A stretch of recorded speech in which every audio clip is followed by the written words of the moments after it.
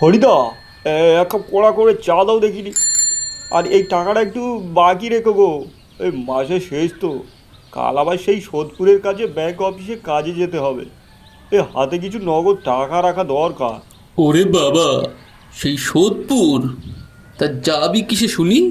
অত দূরে যাওয়া তো চারটিখানি কথা নয়। কিসে আবার, লোকাল ট্রেনেই যাব। শিয়ালদা থেকে শেষ ট্রেন ধরলে 1 ঘন্টায় পৌঁছে যাব। খবরদার অনিমেষ, এই নামটা শুনে বুকের ভেতরটা কেমন ছ্যাঁক করে উঠল। শিয়ালদার শেষ ট্রেনের নাম নিস না। জানিস না ওই লাইনে কি হয়েছিল? কেন বিমলদা, আপনি তো সব ব্যাপারই ভয় পান।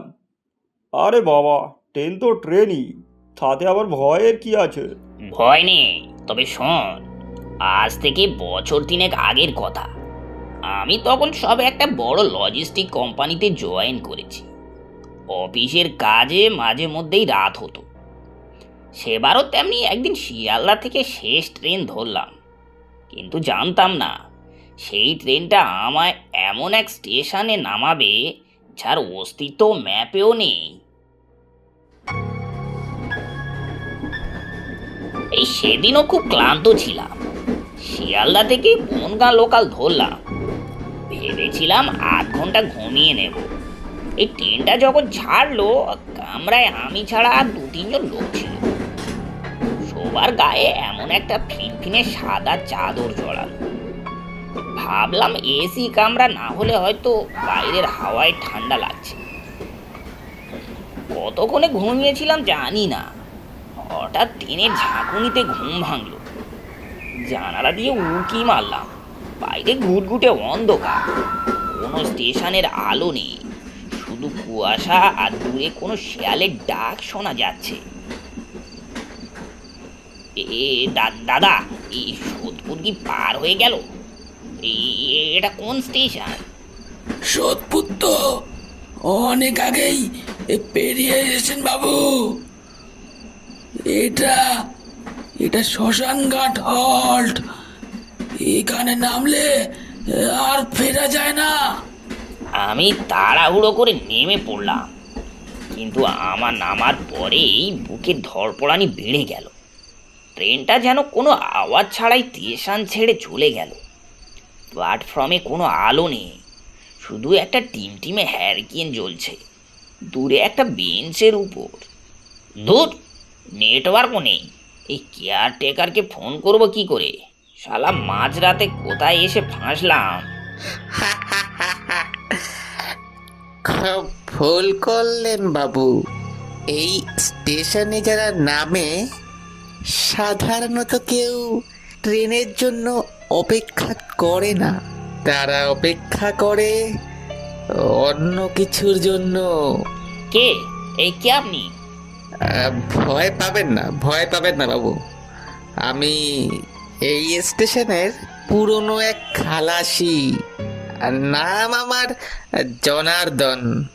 আপনার মতো কত মানুষ যে ভুল করে এখানে নামে, তার তো কোনো হিসাবই নেই।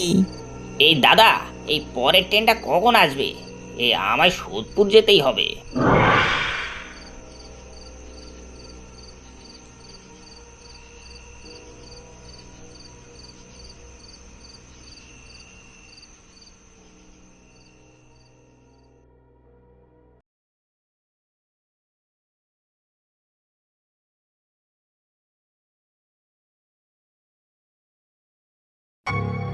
আমিও কোনো মতে সেই ট্রেনে উঠলাম।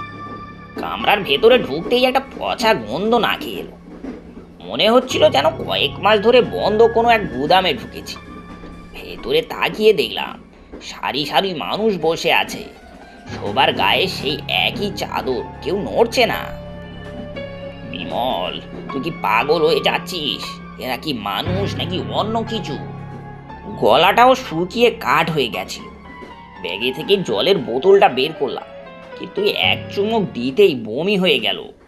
নোনতা আঁশটে স্বাদ।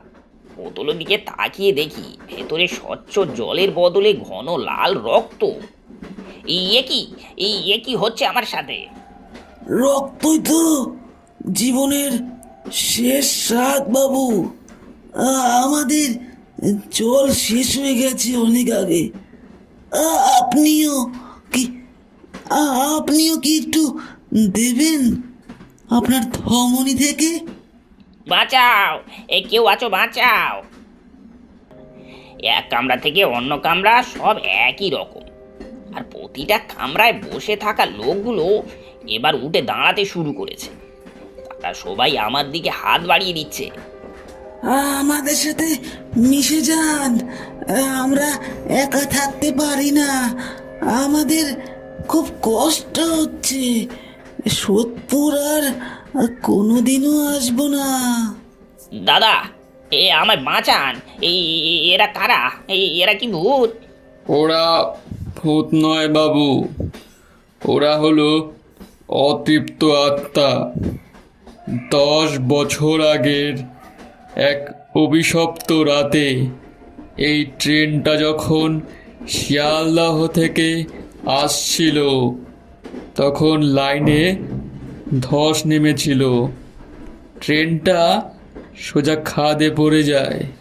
শয়ে শয়ে মজদুর মারা গিয়েছিল ঠিকই, কিন্তু সরকার বা রেল কর্তৃপক্ষ তাদের পরিবারের জন্য কিছুই করেনি তেমন।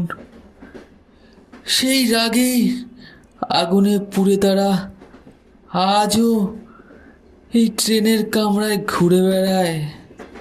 কিন্তু আমি তো তাদের কোনো ক্ষতি করিনি। আপনারাই তো পৃথিবীটা চালান, আপনাদের বিলাসিতার জন্য তাদের মতো মানুষগুলো সারাদিন খাটে, আর রাতে ফেরার পথে মারা যায়। তাদের কষ্টের ভাগ কেউ নেয় না, কেউ নেয় না। আমি দেখলাম এক বুক ফাটানো দৃশ্য। একটা ছোট বাচ্চা তার মায়ের লাশের পাশে বসে কাঁদছে। তার গায়ের জামাটা রক্ত ভেজা। আমার চোখ দিয়ে জল বেরিয়ে এলো। আমি কি করতে পারি আমায় বলুন। আপনি তো আর কিছু করতে পারবেন না, তবে আপনার সময় হয়ে এসেছে। ওই দেখুন, ট্রেনটা আবার সেই কালীপুর স্টেশনে ঢুকছে। আমি দৌড়াতে থাকলাম, পিছনে ফিরে তাকাইনি। মনে হচ্ছিল পায়ের তলায় মাটি নেই, শুধু শূন্যতা। কি দাদা, মাঝরাতে কি এই ট্রেনের কামরায় ঘুমিয়ে পড়েছিলেন নাকি? আপনি তো কাল রাতে সোদপুর লোকাল থেকে এখানে নামেননি। এই কালীপুর, এই জনার্দন, ওই ট্রেনটা। কালীপুর? সে তো 10 বছর আগে দাঙ্গায় আর আগুনে পুড়ে ছাই হয়ে গেছে। ওখানকার রেল লাইনও তো সরকার তুলে দিয়েছিল। আপনি ওখানে গেলেন কি করে? সেই থেকে আর কোনোদিন রাতে একা ট্রেন চড়ি না অনিমেষ। সোদপুর যাওয়ার আগে 10 বার ভাবি ওই ট্রেনের আত্মাগুলো আজও ঘুরছে কোনো একটা শিকারের খোঁজে। যাকে অনিমেষ, সাবধানে যাস বাবা। আর হ্যাঁ, ট্রেনের জানলা দিয়ে বাইরের দিকে ভুলেও তাকাস না। হরিদা, আমরা সোদপুর যাওয়াটা বোধ হয় আর হবে না। এই নিন আপনার 4 টাকা। আমার হঠাৎ শরীরটা খুব খারাপ লাগছে।